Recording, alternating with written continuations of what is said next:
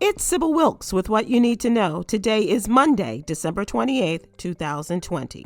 Number 1. After days of tweeting and protestations, Donald Trump has signed the coronavirus stimulus package into law. The bill currently includes $600 checks and extends eviction protections, and it keeps the government running for the better part of next year, not on a piecemeal basis. However, by not signing the legislation by Saturday night, 14 million Americans have lost unemployment benefits with the expiration Saturday night of 2 federal programs.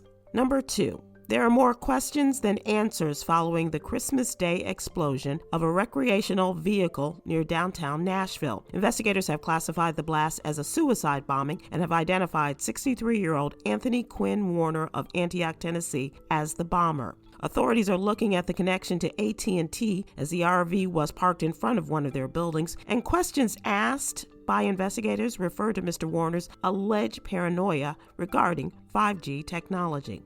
Number 3. Dr. Susan Moore, an African-American doctor, died of complications from COVID-19 over the weekend. Dr. Moore chronicled her stay on social media at Indiana University Health North Hospital, revealing how doctors dismissed her pleas for pain medication and standard treatments associated with the coronavirus. Dr. Moore's experience echoes that of many Black people and shines a light on the broader problem, systemic racism and implicit bias that exist in the healthcare industry. Number 4. On December 11th, 344 boys were kidnapped by armed men in a raid at the Katsina School in Nigeria. Students were rounded up by the armed men and held captive in a nearby forest.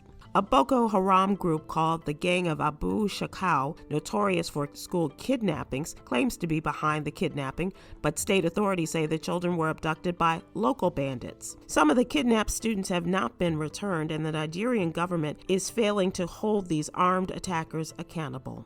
Number 5. As much as Black founders appreciate the office hours, mentorship, and advice, what Black founders need from investors are checks. Only 1% of the venture-backed companies are led by Black founders, and it takes a founder of color 12 to 36 months longer to raise capital than their white counterparts. Black Founders List is a source of truth with regards to the state of funding for Black founders. It serves as a running historical record for these entrepreneurs and the investors who invested in them.